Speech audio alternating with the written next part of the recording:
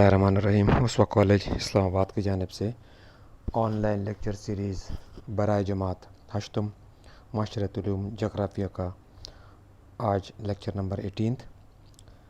अगर लेक्चर से मुतालिक कोई सवालात हों तो आपके सामने मेरे पर्सनल यूट्यूब चैनल का लिंक है, इसमें कमेंट सेक्शन में आप सवाल कर सकते हैं। चैप्टर नंबर 2 हम पढ़ रहे हैं जोग्राफ़ी का, और ज़मीन की जो खद व खाल में तब्दीली लाने वाले कारकुन, ये हमने स्टार्ट किया हुआ है। और इसमें अब तक हमने जो दरिया के वजह से, दरिया के अम्ल कटाव की वजह से जो खद व खाल बनते हैं वो हमने पढ़ लिए पिछले लेक्चर में। आज का टॉपिक है कि दरिया के अम्ल तहनशीनी से बनने वाले खद व खाल। अम्ल तहनशीनी क्या होता है? जो पानी के साथ जो ज़रात आते हैं, चट्टानों के पीसीज आते हैं, वो कहीं ना कहीं पर रुक जाते हैं, डिपॉज़िट हो जाते हैं। तो इसकी वजह से जो चीज़ें बनती हैं इसको हम कहते हैं तहनशीनी का अमल या डिपॉज़िट होना। तो ये इस टॉपिक में पहला जो है सबसे सैलाबी मैदान। सैलाबी मैदान क्या होता है? जब दरिया में तुग़यानी आती है, यानी कि पानी ज़्यादा हो जाता है, सैलाब आता है, तो दरिया का पानी किनारों से निकलकर साइडों पर फैल जाता है और दूर दूर तक फैला हुआ होता है। और जब दरिया की ये तुग़यानी या सैलाब कम होता है तो वो मिट्टी उसी जहाँ पे उसका पानी गया था वहीं पर छोड़ देता है और पानी वापस दरिया में कम हो जाता है। तो इस वजह से एक हमवार मैदान वजूद में आते हैं जिसको सैलाबी मैदान या फ्लड प्लेन कहते हैं। यह आपके सामने पिक्चर है। जब सैलाब आया तो किस तरीके से दरिया का पानी साइडों तक आ गया, और जब सैलाब ख़त्म हो गया तो ये ऊपर वाली पिक्चर साइडों पर फ्लड प्लेन बन गया। दूसरी जो लैंड फॉर्म है खद व खाल, वो हैं कुदरती बंद। जब इसी तरीके से जब सैलाब आता है तो साइडों पे जो रेत है या दरिया में पानी, दरिया के पानी के साथ जो भी मटेरियल होता है वो साइडों पे जमा हो जाती है, हाइट बुलंदी थोड़े से ऊंची हो जाती है। तो इनको कहते हैं कुदरती बंद या नेचुरल लेवीज़। इसकी आप पिक्चर सामने आपके ये मौजूद है। दरिया का पानी जब ऊपर आया, सैलाब जब आया, तो ये साइडों पे रेत जमा कर दी और एक कुदरती तौर पे एक बंद बन गया। तो इसको कहते हैं नेचुरल लेवीज़ या कुदरती बंद। फिर है डेल्टा। जब दरिया समंदर में दाखिल होने लगता है तो उसकी रफ़्तार कम हो जाती है। रफ़्तार क्यों कम होती है? क्योंकि समंदर के करीब ढलान बहुत कम होती है, उतराई बहुत कम होती है। तो जितनी उतराई कम होगी उतनी दरिया की रफ़्तार भी कम होगी। और जब दरिया के पानी की रफ़्तार कम होगी तो दरिया में जो पीसेस होते हैं, जो चट्टानों के टुकड़े होते हैं, वो मवाद जो है वो जहाँ पे उसकी स्पीड कम होती है तो वहाँ पे वो तहनशीन कर देता है, बिछा देता है या डाल देता है। इस वजह से वहाँ पे खुश्की के छोटे से जज़ीरे बन जाते हैं। तो और इन जज़ीरों की वजह से दरिया का जो पानी है वो तकसीम हो जाता है मुख्तलिफ़ शाखों में। इसको कहते हैं डेल्टा। ये आपके सामने पिक्चर है। ये दरिया आ रहा है और दरमियान में आप देखें, यहाँ पे जो खुश्की दरमियान में आपको नज़र आ रही है, ये दरिया के साथ लाई हुई जो चट्टानी मवाद था वो जमा होता गया, इसकी हाइट बढ़ गई और इस वजह से दरिया कुछ पानी एक तरफ से निकल आया, कुछ पानी दूसरी तरफ से निकल गया। तो ये दरमियान में डेल्टा क्रिएट हो गया।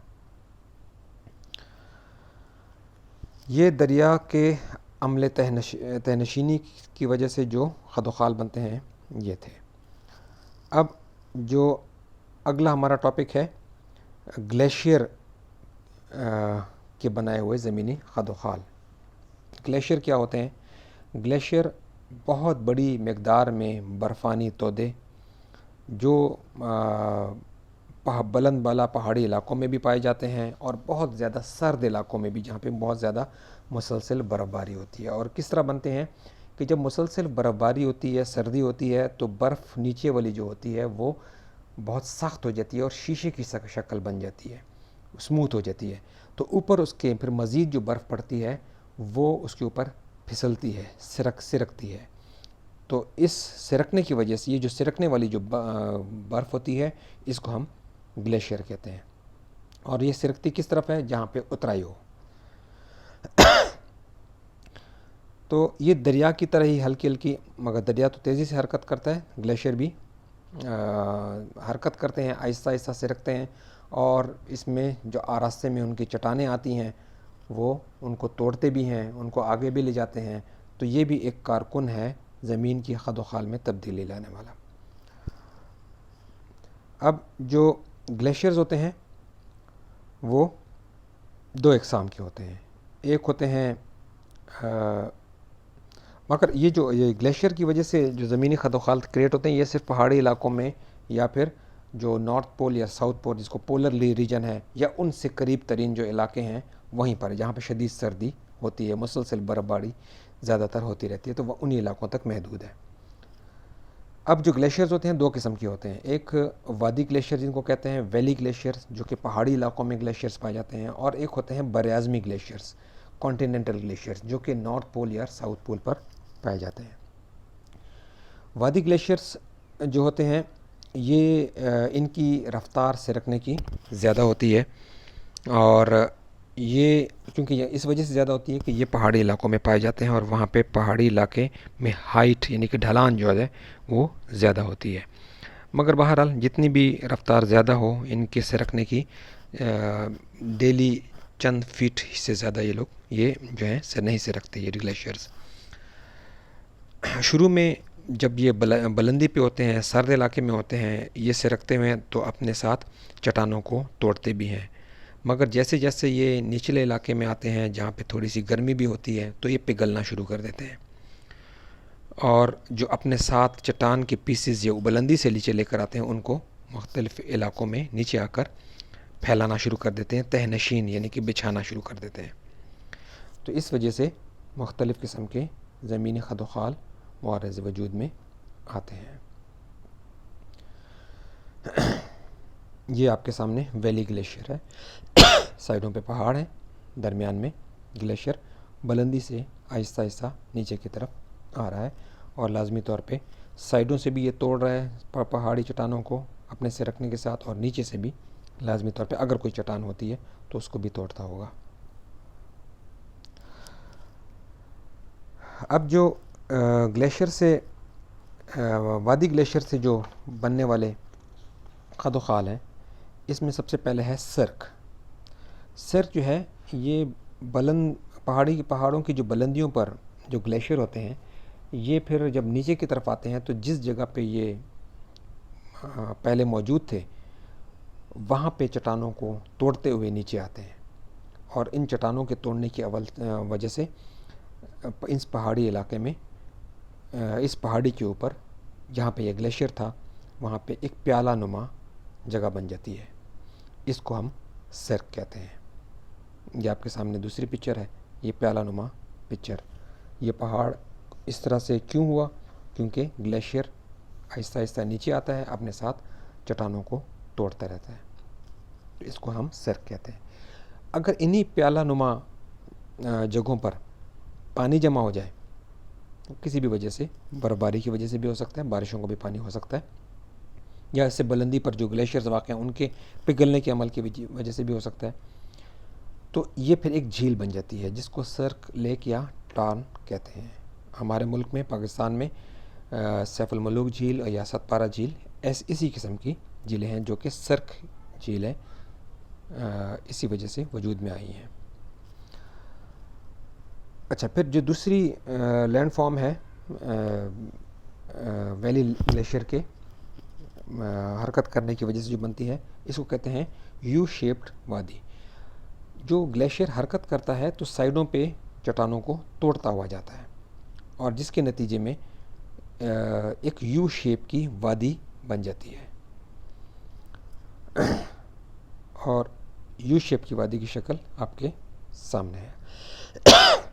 اس میں دیکھ رہے ہیں آپ سائڈوں پہ پہاڑ ہیں، درمیان میں اس طرح وادی ہے، اور کسی وقت میں اس میں گلیشیئر گزرے ہوں گے جس کی وجہ سے اس کی یہ شکل بن گئی ہے.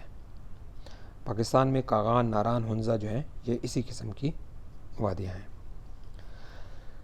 اچھا، کچھ گلیشیئر جو ہوتے ہیں وہ بذات خود تو حرکت کرتے ہی ہیں، مگر ساتھ ساتھ ان گلیشیئرز میں دیگر چھوٹے گلیشیئرز بھی شامل ہوتے ہیں، جو کہ یہ چھوٹے گلیشیئرز ہائٹ پر ہوتے ہیں تو وہ اس میں شامل ہوتے ہیں. جس طرح دریا ہوتا ہے، دریا اپنے ساتھ دیگر دریاؤں کو بھی شامل کرتا ہے. بہت سارے دیگر دریا بھی اس میں ٹریبیوٹریز کی شکل میں اس میں شامل ہو رہے ہوتے ہیں، جس کی وجہ سے دریا کا پانی بڑھتا رہتا ہے. اسی طریقے سے گلیشیئر جو ہوتا ہے یہ بھی اکثر اس میں دیگر چھوٹے گلیشیئرز شامل ہو رہے ہوتے ہیں.